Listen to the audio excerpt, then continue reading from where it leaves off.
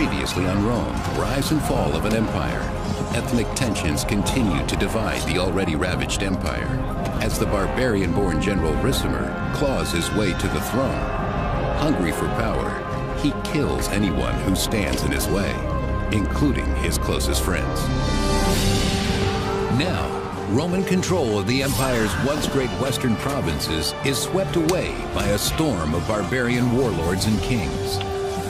Out of the chaos, one Roman leader rises up, determined to restore Rome to its glory days.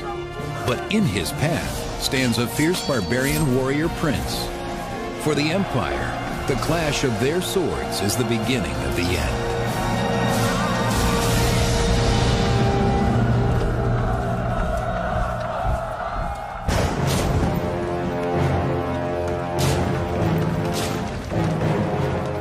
By the 5th century AD, after hundreds of years of constant warfare, the Western Roman Empire is a mere shadow of its former self. The empire was into full-blown crisis. There was increasing pressure from barbarians outside the empire who wanted to come into the empire. And above all, there was the tremendous financial pressure. The empire wasn't generating the revenues that allowed it to keep its military force strong and its infrastructure repaired. Without a well-armed military, Rome is powerless against one of the largest barbarian forces the empire has ever seen, the Huns, led by their ferocious leader, Attila. 5th century chronicler Callinicus recounts their savagery. The barbarian Huns became so great that more than 100 cities were captured, and there were so many murders and bloodlettings that the dead could not be counted. The Huns, a nomadic tribe from the east, lay waste to what little is left of the empire. The fact is that there is no state in the West. The West has dissolved. The West has fallen apart. There are so many different entities, so many different armies, so many different powers that are vying for control, that there's no control. Though the eastern capital of Constantinople is able to survive the Hunnic invasions, the weaker Western Empire feels the brunt of their expansion and is forced to cede the Roman region of Pannonia to Attila the Hun.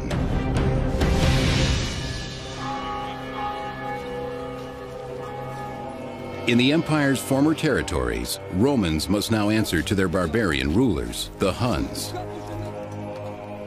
Romans and barbarians can identify each other by the way they speak, by the way they dress, by the way they smell, by the way they wear their hair. Even though by this time Romans and barbarians are really used to each other, I think it's fair to say that ethnic tensions have never gone away. But one Roman moves through the troubled society with ease and finds opportunity in Attila's new regime. His name is Flavius Orestes. Orestes was a Roman who'd grown up in territory dominated by the Huns, but he got a high position at the court of Attila. The empire may be falling down around him, but it's his Roman heritage that makes Orestes and the other Pannonians valuable to Attila. They're Roman because they talk like Romans, they walk like Romans, and there is still the cultural, the social, everything that makes up what a person is and does is still Roman, and that goes on for centuries. Able to read and write, the cultured Orestes stands out among Attila's many barbarian allies. Orestes is soon made secretary in the ruler's court. Orestes got to see how Attila had a real political vision, trying to merge the Huns with the Romans through marriage and political alliance to come up with a new empire there in the north.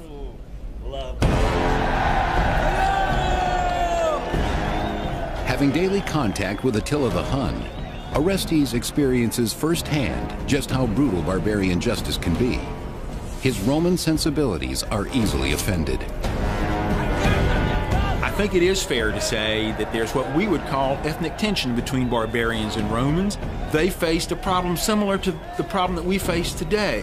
These different peoples from different cultures need to work together in important ways. They want to become like each other, but there's tension between them.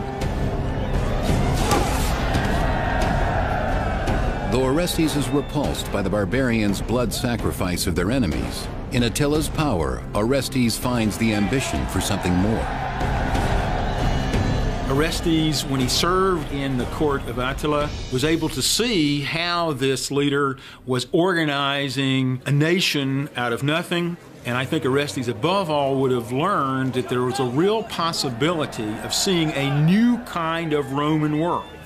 One led by a king that melded barbarian and Roman strengths to restore the glory of Rome the way it had been at the time of the founders, the kings. Orestes may be ruled by barbarians, but he will always be Roman, and always think of himself and his people as superior. He longs to return the once great empire to its Roman roots. In 453 AD, Attila's reign comes to an unexpected end on his wedding night, soon bringing about the collapse of the mighty Huns and their barbarian allies. His bride finds him dead of a broken blood vessel, and terrified of being accused of killing him, spends the entire night next to the corpse. 6th century historian Jordanes. He fell, not by wound or by foe nor by treachery, but happy in his joy and without pain.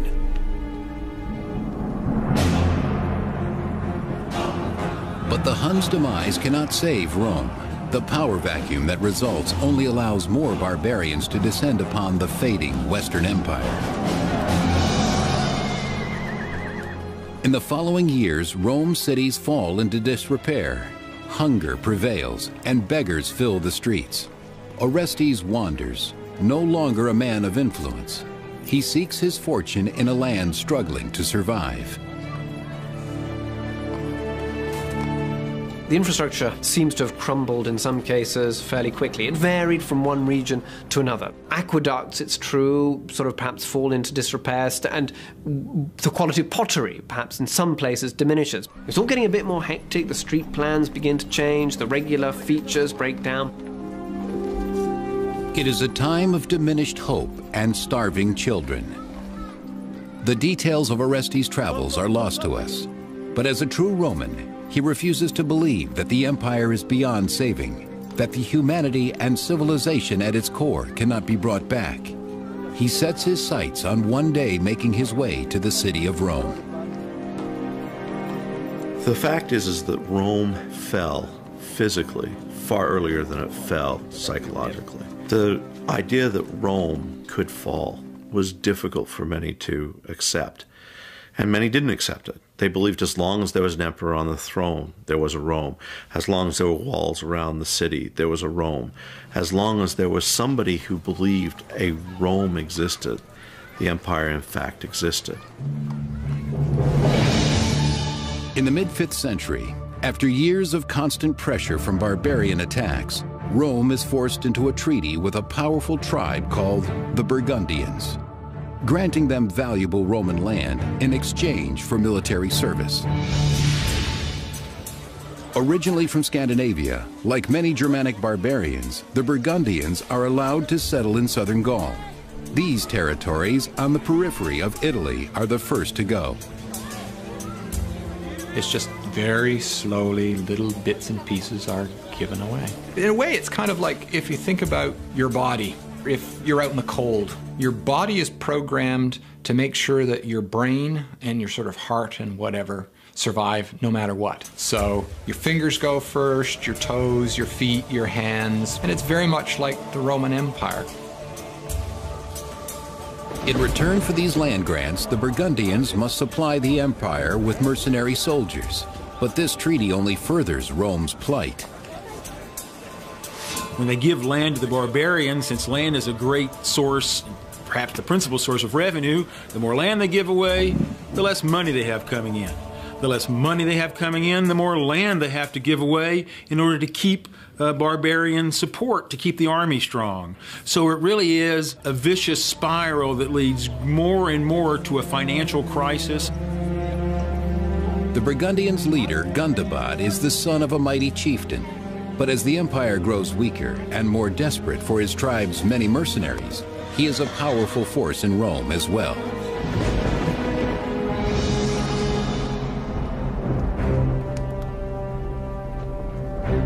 In the empire's capital, Gundobad is made the master of soldiers, but he controls more than the army.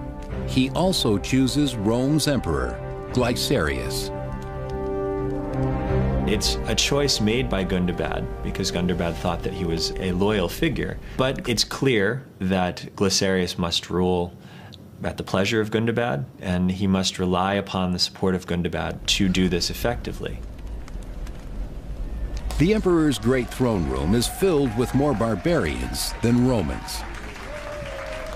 The Western Roman army at this point is overwhelmingly barbarian, if not entirely. It seems likely that there were still native Roman forces in there. But when we do hear of this army, it's an army that contains Turks and Germans and a range of other non-Romans. In charge of Glycerius's barbarian mercenaries is a barbarian warrior named Odovaker. Odovaker found a position in the Imperial Guard, close to the center of power, surely because he had a demonstrated military competence and real leadership ability. This is the Rome that Orestes encounters when he finally arrives after decades of travel. Upon first meeting Odovaker, he cannot know how deeply the empire has changed since its glory days. The power of the Western Empire is certainly gone in the 470s, but I think it's probably not clear to everybody that this is a doomed enterprise. It does seem potentially to be just a momentary weakness, and had the course of things gone differently, perhaps it could have recovered. Orestes' diplomatic experience earns him a high position in the imperial army, but he is surprised to find Odovaker, a lowly barbarian, holding equal standing. They obviously were both highly ambitious. They had survived really tough circumstances. Orestes had succeeded at the court of the bloodthirsty Attila the Hun. Odovaker had been a military commander and had brought himself literally later from rags to riches at Rome. I think their ambitions as well as their special competences would have put them on the track to compete with each other. Both have their own visions of empire, one Roman and one barbarian. In the past, Rome had integrated its barbarian mercenaries in the army to ensure that they never gained too much power.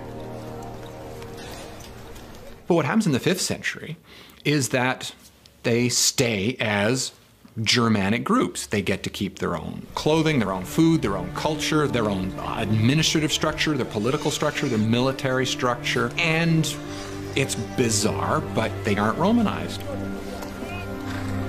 And now, Gundobad's warriors hold the same rank as their Roman peers and Emperor Glycerius's Roman army.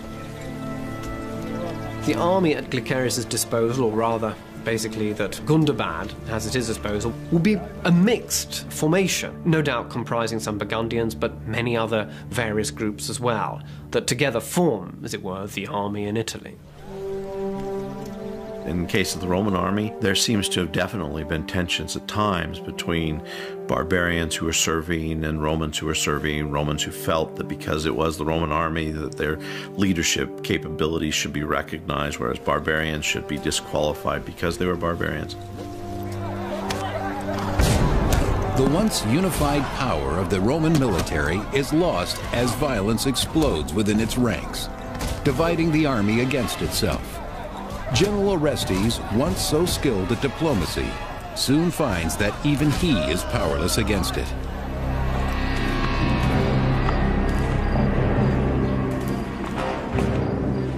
As Rome suffers greater losses against tribes like the Visigoths in Gaul, Roman soldiers must question the allegiance of their barbarian allies.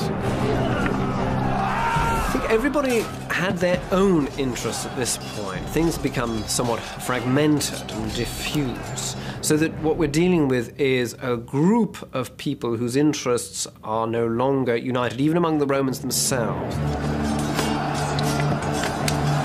Chaos reigns on the battlefield when the army no longer fights for the empire, but every man for himself.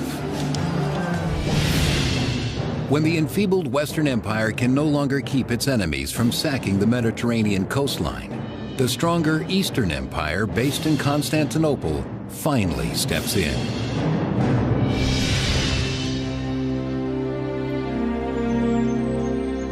In the imperial palace, the aging Eastern Emperor Leo enjoys the security of his heavily fortified capital. The reality of the Roman Empire in the mid-5th century was that there was a distinct East and West.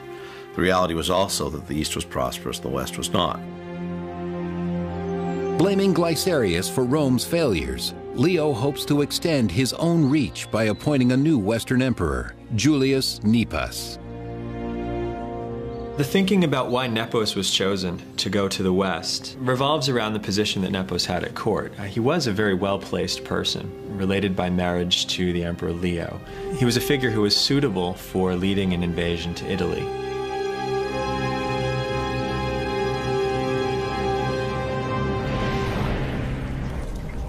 In 474 AD, Nepos assembles an army and leads his troops away from Constantinople, bound for Italy.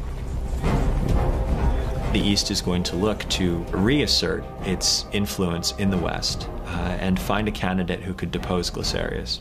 Its reaction is not a surprising one. As a newly appointed emperor, Nepos has a great deal to prove, and even more to lose, if he fails in bringing the Western Empire back from the barbarians. As Nepos's army sails from Constantinople, the Western Emperor Glycerius must prepare his own army to counter the attack in Rome. But when Glycerius orders Orestes and Odovaker to ready their troops for battle, he encounters firsthand the problem of barbarian loyalty. Gundobad and his Burgundian troops desert him in his hour of need.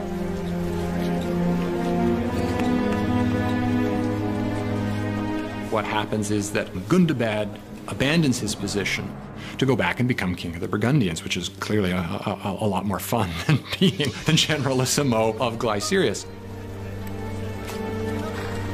The army, because it's not a Roman army in terms of its native background, has a different agenda and a different set of desires than perhaps a citizen militia would. Without his Burgundian support, even the armies of Odovaker and Orestes cannot save Glycerius from the invading forces of Nepos.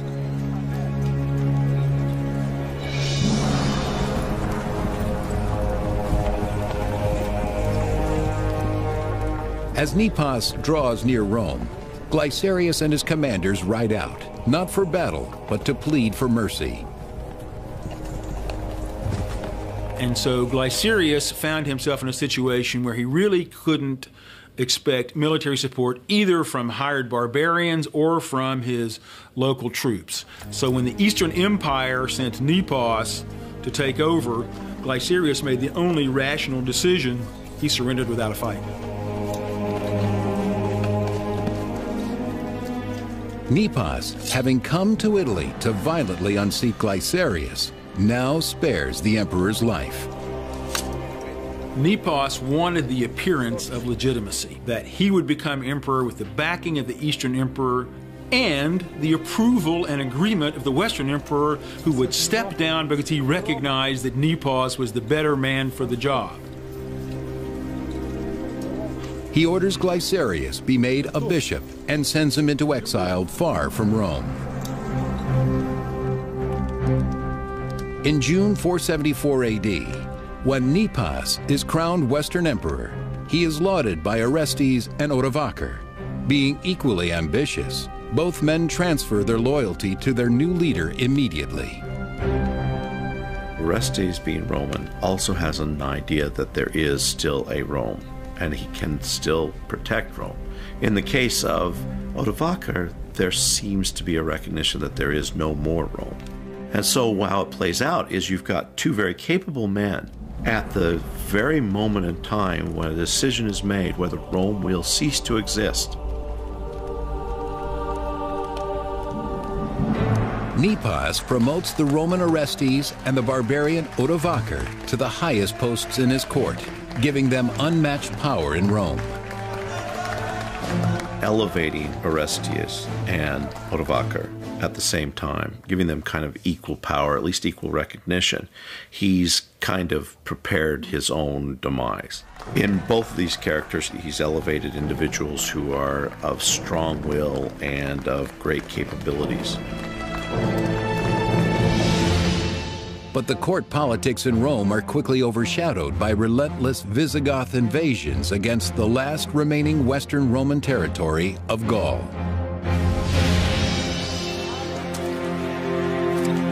At the height of the Roman Empire, this region, now known as Provence, France, was a prosperous community. But throughout the 470s, its people are subject to constant raids from the Visigoth barbarians and their king, Euric. The very ambitious Visigothic king, who was a real expansionist, decided that he was going to attack this area there in southern France that wasn't under his control.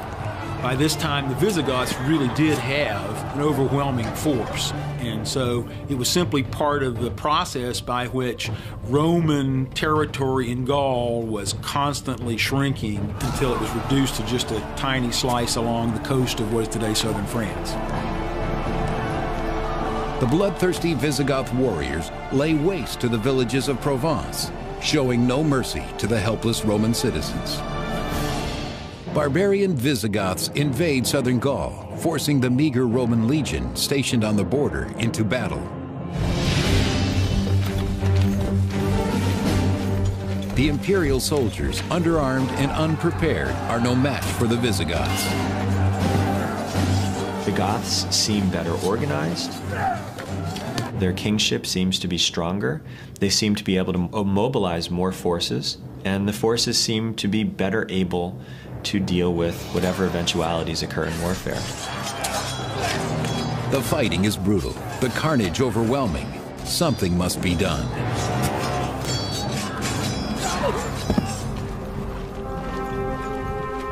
Though the Roman commander Orestes is inexperienced in battle, Emperor Nepos sends him from Rome to Gaul with orders to drive the barbarians out. He's to be the new commander-in-chief in Gaul. Now, the thing is, you can ask yourself, is this such a great honor or such a great position to be given that there's very little that's left to be controlled in Gaul? It seems like an honor, but perhaps it was actually a way of sidelining him. We don't know.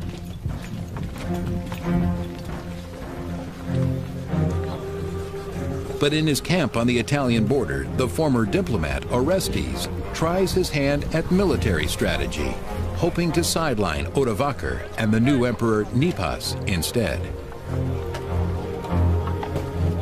He offers a deal to his mostly barbarian soldiers. If they march with him against Emperor Nepos, he will grant them valuable land in Italy. We know that Orestes turned against Nepos, that instead of following the emperor's instructions, he decided to try to seize power for himself. Why did Orestes turn against Nepos? I think Orestes had a vision of restoring Rome. Abandoning Gaul to the Visigoths, Orestes leads his army from their camp in northern Italy back towards Rome. But when Emperor Nepos learns of the invasion, he flees to Ravenna.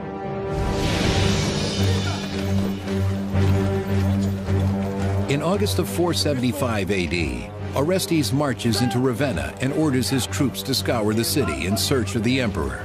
The barbarian soldiers go on a rampage, terrorizing the citizens and destroying property. I can only imagine that Orestes either thought that Nepos was selling out the Roman Empire to the barbarians, or that Orestes simply had this overwhelming ambition to capture the Roman Empire's leadership for himself. But even under the threat of death, no one reveals the emperor's hiding place. Emperor Nepos is forced to secretly escape the city, according to 6th century historian Jordanes. Nepos fled to Dalmatia, and, deprived of his power, he languished there as a private citizen, in the same city where the exiled Emperor Glycerius recently became bishop. Soon, Nepos is on his way out. He's exiled and will continue to be exiled, calling himself emperor until 480. And in fact, some historians give him sympathy as the last Roman emperor, but he's long since ceased to exist as an emperor. With Nepos gone and the barbarian soldiers under his thumb, Orestes believes he can restore order to an empire engulfed in anarchy.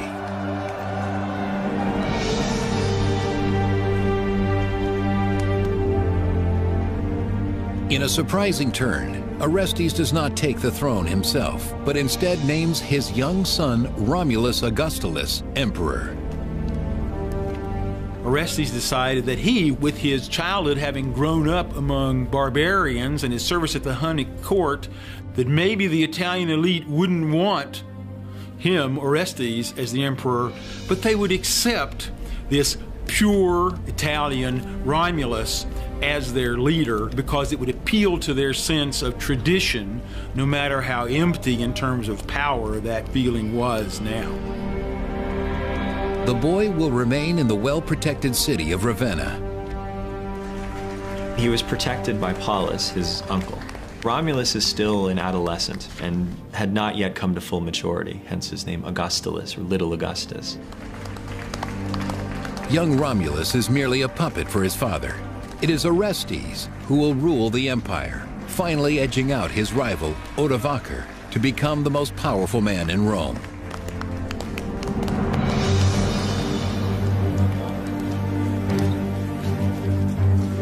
Swollen with pride, Orestes ignores his debt to the barbarian soldiers. But after holding up their end of the deal, helping Orestes unseat Nepos, they demand their payment of land.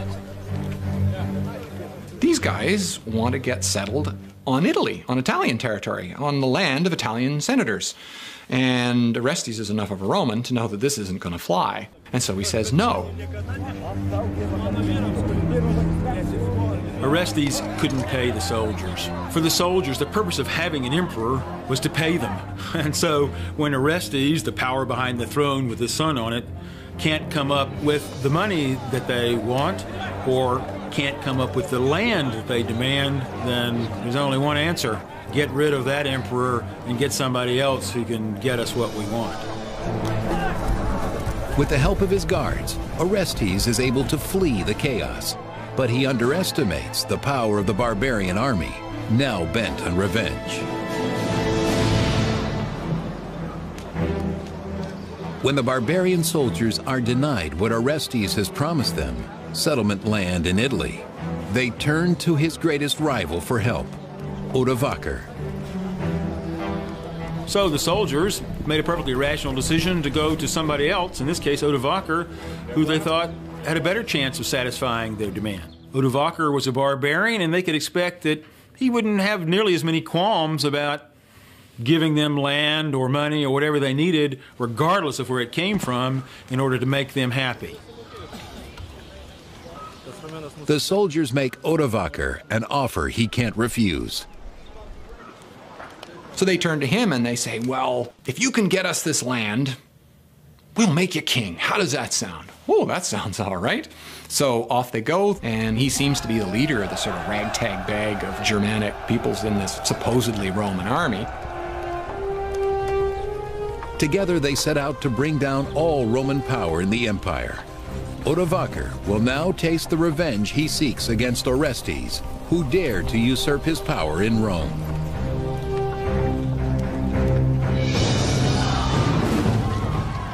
They immediately begin to raid the cities of Italy.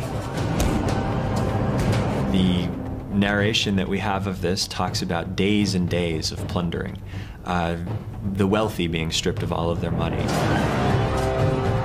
After risking their lives for the sake of an empire they can't even call their own, the barbarian soldiers feel the time has come for Rome to pay in blood what they cannot pay in money and land. Pretend you're a soldier for them. Pretend that you have to live on the meager wages that you've got, and now you miss a payday. One payday, you may be able to make it. 2, 3, 4 paydays in a row, you're starving. Are you going to have much allegiance to the army that has left you starved? Now answering to no one, Odovaker relishes the opportunity to finally assert his dominance over Italy and Orestes. What we're talking about in 476 is not a war per se. There's no great battles, there's no sieges. You've got starving soldiers seeking to survive. And in order to survive, they will do whatever it takes to do so. Because they are trained to fight, they will put down anyone who encounters them. And riots and rampages and sackings and rapings take place. With Odovaker closing in, Orestes leaves his son, the young emperor Romulus, in Ravenna under the care of the boy's uncle Paulus, while Orestes escapes to Ticinium in northern Italy. Orestes is forced to seek refuge from Odoacer and his troops in Ticinium, which is modern Pavia. We're told by a text that the bishop of Pavia gives Orestes sanctuary in the city. But even the house of God cannot protect him from the barbarian forces. Orestes is forced to flee as Odovaker and his men ravage the church, desperate to root him out. The bishop had his collection of alms stolen. All of the money he'd collected to help the poor was stolen by Odoacer's forces. They also burned buildings, including the church. As the church goes up in flames, so do Orestes' visions of the empire's rebirth. Odovaker does not care about the perpetuation of Rome. In fact, it's a realization to him very early on that Rome no longer exists. But what role does he play? What power can he hold?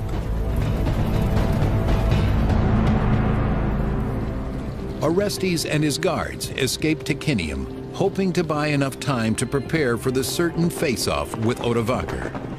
Once they were peers in the emperor's court, now they are locked in a struggle for their very survival. Both are very proud of the position they hold, and neither are willing to recognize the other has any power at all. Now, in that case, of course, a clash is imminent. Orestes and his army get as far as Placentia, modern-day Piacenza, Italy, before they are finally confronted by Odovaker on the battlefield.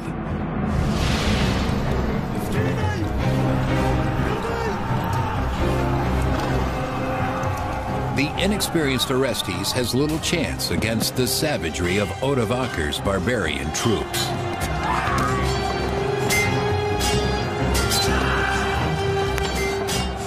It would have been loud, chaotic, bloody, violent, dusty, which is why morale, even more than training, when push came to shove, was at the heart of who was going to win and who was going to lose. There are dead bodies to climb over. There are injured men yelling. There are people loosing their bowels from fear.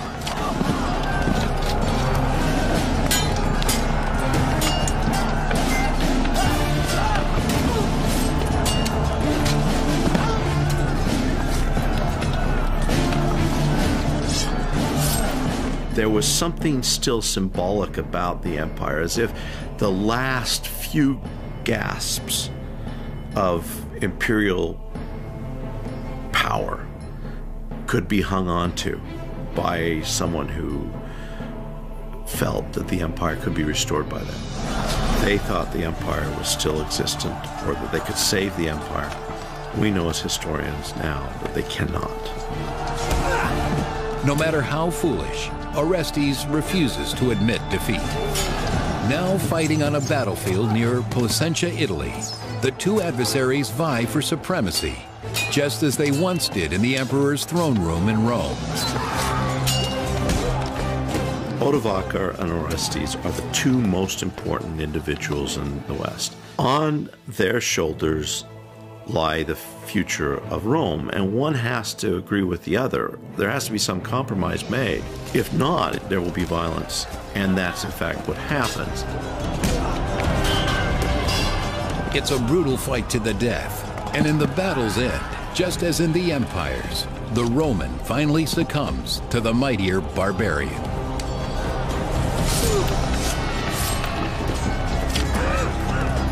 We don't know exactly what happened when Odovacar caught up with Orestes, but my suspicion is that it was a quick and brutal end. There was not going to be any elaborate ceremony, there was not going to be any elaborate funeral. Orestes was to disappear. I'm sure his execution was swift, silent, and total.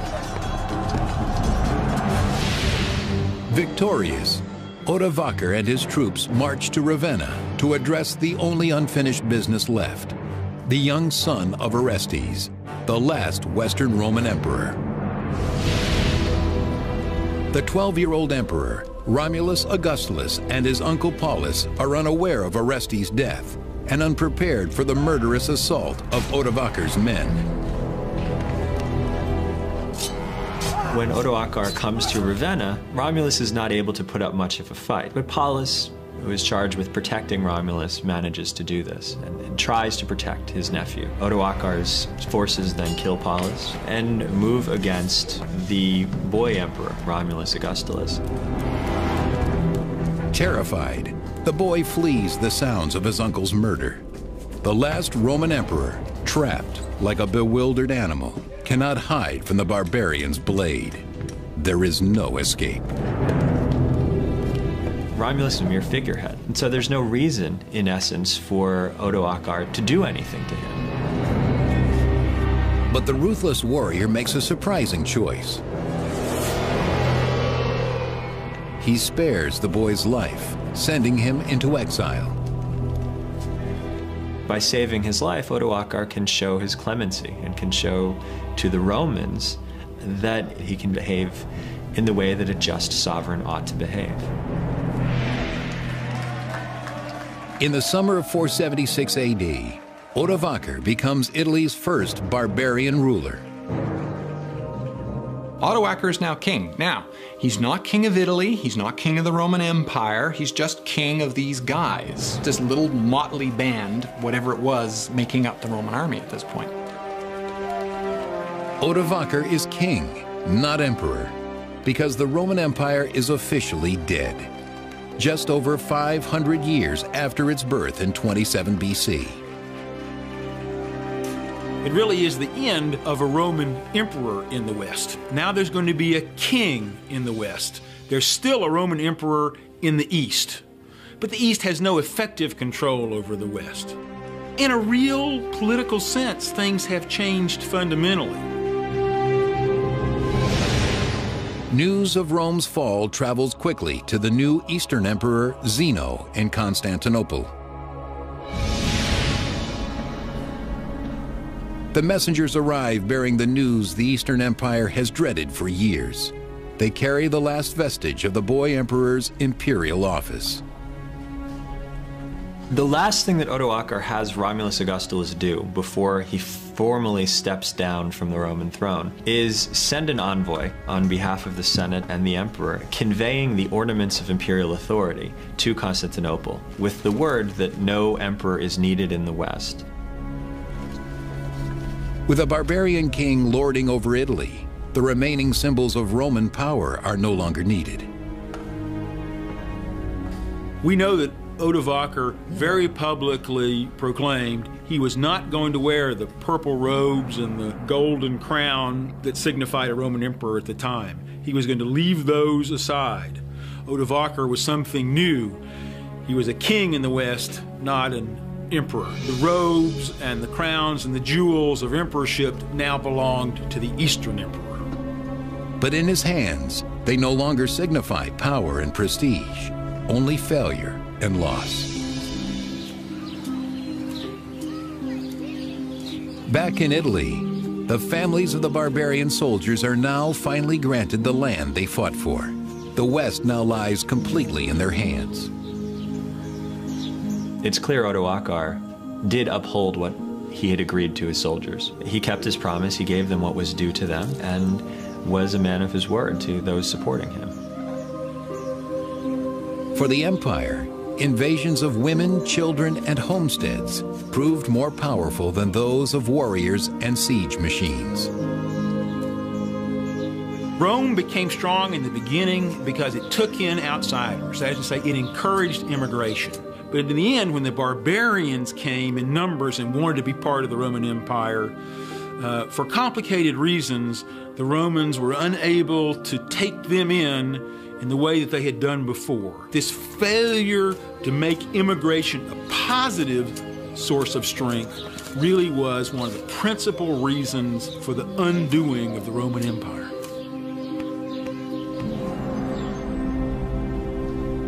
But despite the fall of the empire, in remote places like monasteries and libraries, the great knowledge and ingenuity born of Roman civilization is miraculously salvaged and saved.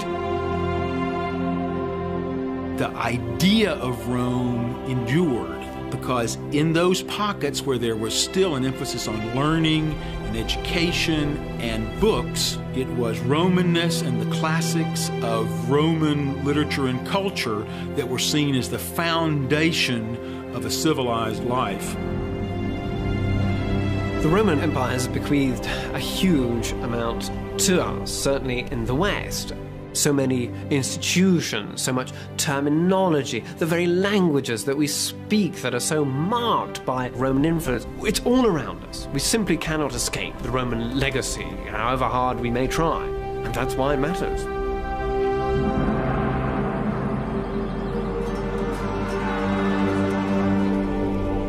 From democracy to empire to its fall, Rome has inspired the Western world as we know it. Its civilization survived centuries of war, persecution, corruption, and plague, only to die quietly, slowly, at the hands of one barbarian soldier. There is a romanticism to caring about the fall of Rome, caring about the Roman Empire as a whole. I mean, it certainly was a very important part of the formation of the modern world. Well, let's face it, it has been around for 1,500 years. Why should we care any longer? And I think the answer is very simple on that. We should care because in Rome lay all of the wonderful aspects of humanity and all of the terrible aspects of humanity. And if we study those, we understand them. Perhaps we can repeat the good ones and not repeat the bad.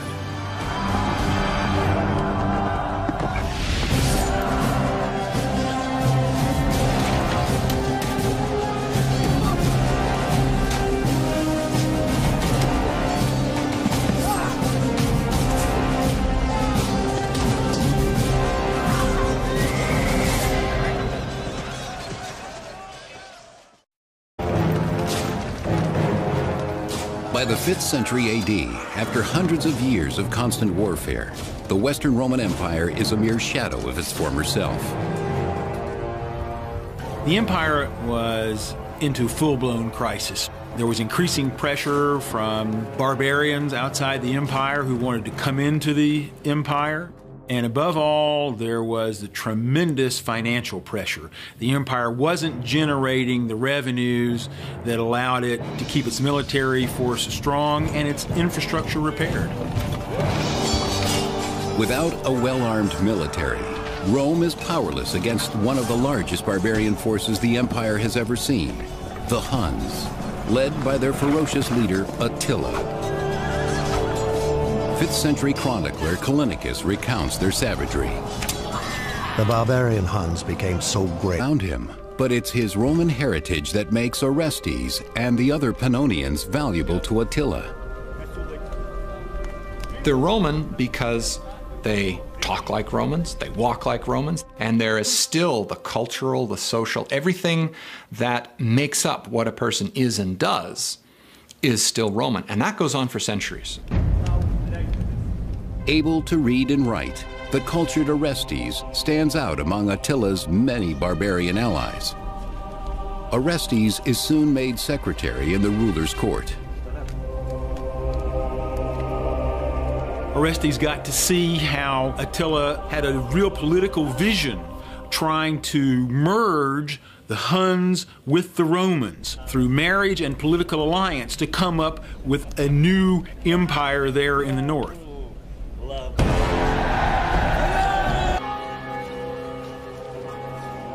In the empire's former territories, Romans must now answer to their barbarian rulers, the Huns.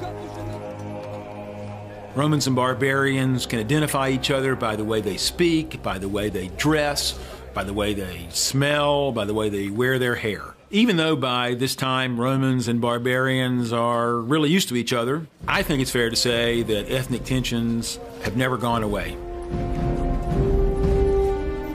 But one Roman moves through the troubled society with ease and finds opportunity in Attila's new regime. His name is Flavius Orestes. Orestes was a Roman who'd grown up in territory dominated by the Huns, but he got a high position at the court of Attila. The empire may be falling down around. Previously on Rome, rise and fall of an empire. Ethnic tensions continue to divide the already ravaged empire as the barbarian-born general Ricimer claws his way to the throne. Hungry for power, he kills anyone who stands in his way, including his closest friends. Now, Roman control of the empire's once great western provinces is swept away by a storm of barbarian warlords and kings. Out of the chaos, one Roman leader rises up, determined to restore Rome to its glory days. But in his path stands a fierce barbarian warrior prince. For the empire, the clash of their swords is the beginning of the end.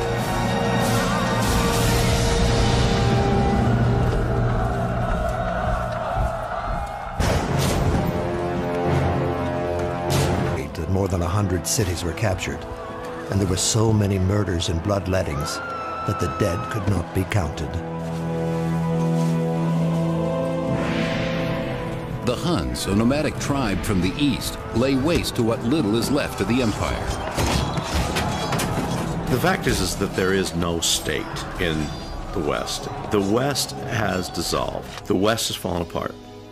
There are so many different entities, so many different armies, so many different powers that are vying for control, that there's no control. Though the eastern capital of Constantinople is able to survive the Hunnic invasions, the weaker Western Empire feels the brunt of their expansion and is forced to cede the Roman region of Pannonia to Attila the Hun.